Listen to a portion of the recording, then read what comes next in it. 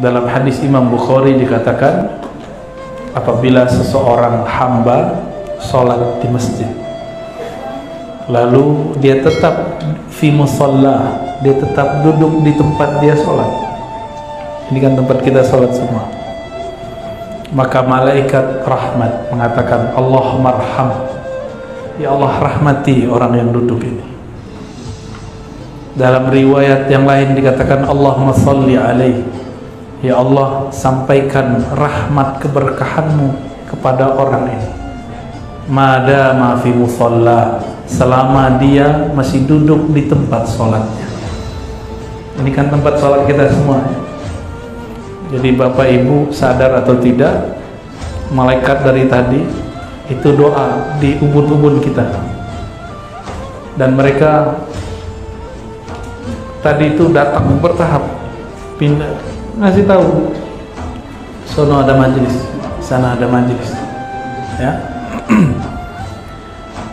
Tidaklah ada satu majelis malaikat-malaikat mengumumkan kepada malaikat sekitarnya, halumma ila hajatikum. Ya, tidak ada satu majelis melainkan malaikat, nama malaikatnya malaikat sayyarah, malaikat yang bertebaran di mana-mana. Tugasnya cuma satu, meramaikan majelis-majelis ilmu dan zikir. Semoga majelis kita termasuk majelis yang diridhai oleh Allah SWT. Jadi ini kalau kita dibuka nih mata batin oleh Allah, ini gak ada atapnya Pak. Aku melihat sampai ke atas tuh orang bersayap sampai langit sana. Maka sebagai tanda terima kasih kepada Rasulullah SAW, kita kirimkan Al-Fatihah untuk beliau, untuk guru-guru kita semua, orang tua kita, dan semua yang hadir malam ini. Semoga Allah membukakan hati kita semua. Al-Fatihah.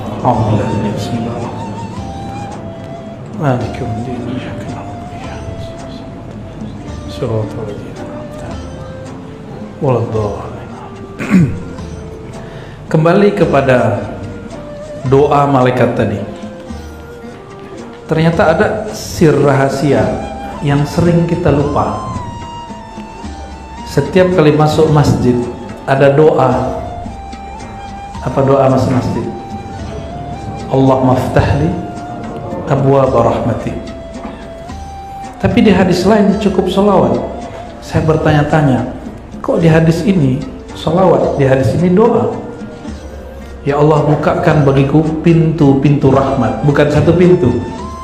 Abwaab, abwaab itu plural, jamak daripada bab, bab satu pintu. Kalau abwaab banyak pintu. Ya Allah bukakan bagiku pintu-pintu rahmat. Pintu rahmat itu tidak hanya kiri kanan, itu dari atas, macam-macam. Tapi di hadis lain, masuk masjid cukup baca sholawat. Saya lama mentafakuri hadis ini. Ternyata pintu rahmat itu adalah Rasulullah SAW. Ya. Jadi kalau kita sholawat, Allahumma sholli ala Sayyidina Muhammad, rahmatnya turun 10 kali. Kalau kita doa, Allahumma ftahli abwaab rahmatik, dibuka juga, tapi belum tentu 10. Ya. Oleh karena itu ulama kita menggabungkan doa masuk masjid. Jadi jangan lupa masuk masjid baca doa. Jangan selonong-selonong aja, ini tempat malaikat rahmat berkumpul. Tidak ada tempat ibadah yang menyembah Allah di dalamnya, melainkan malaikat rahmat berkumpul di dalamnya. Jadi kalau masuk, tenang dulu sebentar, kaki kanan dinaikkan.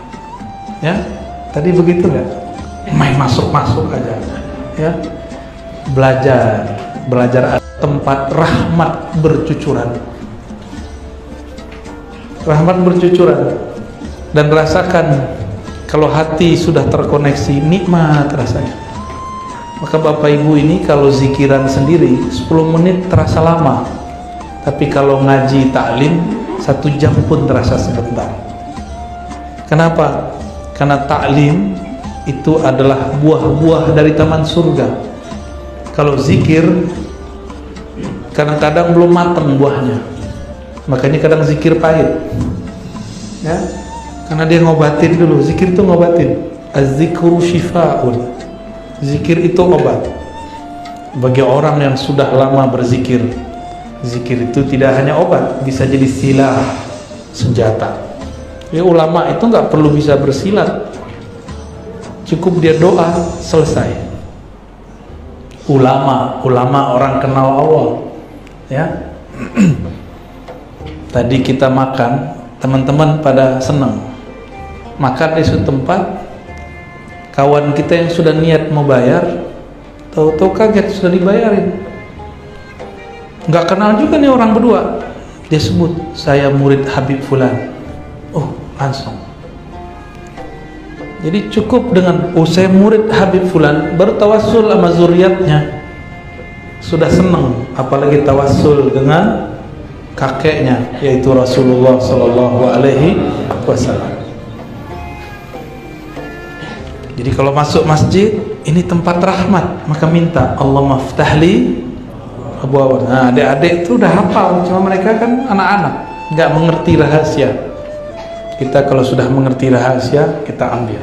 Jadi kalau masuk masjid, tenang dulu sebentar, kolbunya diajak masuk.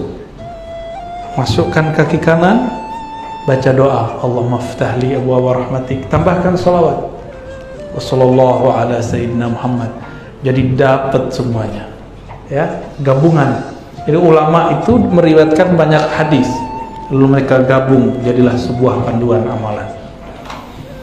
Jadi malaikat apa yang mengiringi orang ngaji? Banyak nama malaikatnya, tapi terkumpul dalam satu klan malaikat rahmat. Jadi malaikat itu ada kayak habaib, ada fam-famnya, kayak bangsa, ada suku-sukunya. Ada suku Bugis, Banjar, ya, Jawa, Sunda, Minang, Aceh, macam-macam, Madura, semuanya ada. Kalau asli Kalimantan namanya apa? Dayak. Di sana juga begitu. Malaikat itu ada fam-famnya. Maka ada malaikat yang nama belakangnya pakai il, Jibril, Mikail, Israfil, Israel.